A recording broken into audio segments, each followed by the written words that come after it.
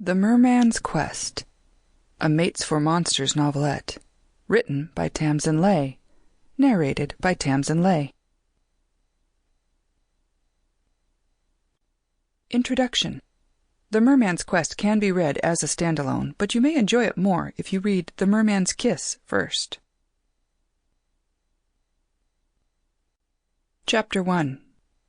Madison adjusted the focus of the binoculars again, concentrating on the white-capped waves breaking against the reef while maintaining her balance on the boat's rocking deck. She'd been following a pod of dolphins for almost 3 days, only to lose them yesterday before she could get close enough to verify her find. A wild hybrid cross between Pseudorca crassidens and Tursiops truncates. Only a single hybrid of this species had been born in captivity, and no one had ever provided solid proof of one in the wild before. She needed evidence. Photos for one thing, but even more important, she needed tissue samples.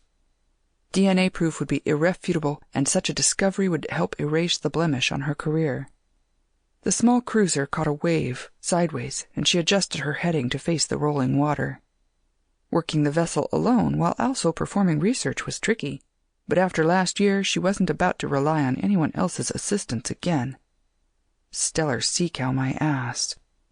Extinct for over 250 years, the beast might as well have been a mermaid.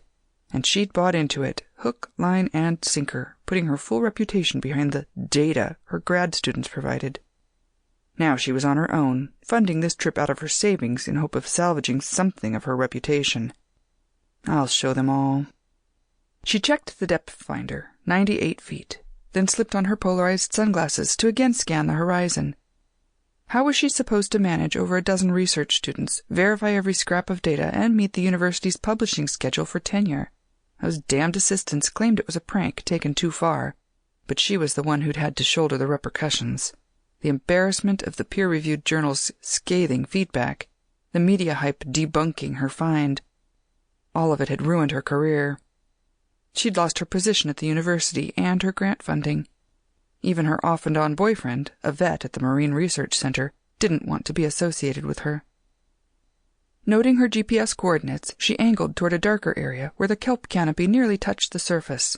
The green water slapped against the hull, sending a fine salt spray into the air. She loved the sea, loved the smell, the rolling of the deck beneath her feet, the bite of the cold water against her skin. Although the sun beat down on her head, the winter breeze made swimming unpleasant, or she'd have stripped down and rinsed 3 days of salt grime off her skin. Where was the dolphin pod? She searched for the familiar dark... Sample complete. Ready to continue?